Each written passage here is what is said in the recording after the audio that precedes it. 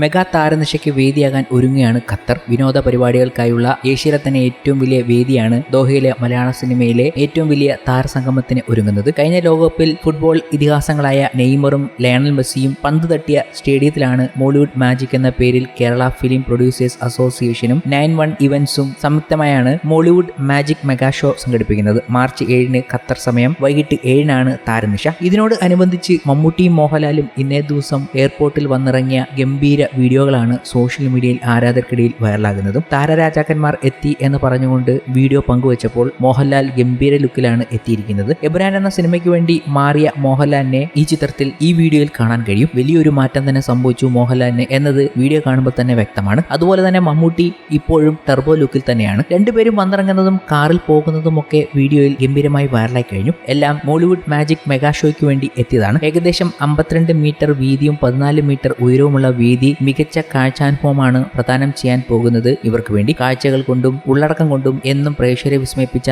Cinema ലോകം ഒരിക്കൽ കൂടി പ്രേക്ഷകരിലേക്ക് എത്തുകയാണ്. കെട്ടിലും മട്ടിലും പുത്തൻ കാഴ്ചാനുഭവങ്ങളുമായി ദോഹ സ്റ്റേഡിയത്തിൽ കൂറ്റൻ വേദിയിൽ മലയാള സിനിമയിലെ ഇതിഹാസങ്ങളും പിന്മുറക്കാരും ഒരുപോലെ മാറ്റുരയ്ക്കും. താരസംഘടന അമ്മയുടെ സെക്രട്ടറി ഇടവേള ബാബു, നാദൃഷയും പ്രൊഡ്യൂസർ രഞ്ജിത്ത് രജപുത്രയും ചേർന്നാണ് മെഗാ ഷോ സംവിധാനം ചെയ്യുന്നത്. മമ്മൂട്ടി, മോഹൻലാൽ, ദിലീപ്, കുഞ്ചാക്കോവൻ, പൃഥ്വിരാജ് തുടങ്ങി 240-ലധികം വരുന്ന വമ്പൻ താരനിരയാണ് ദോഹയിലെത്തുന്നത്.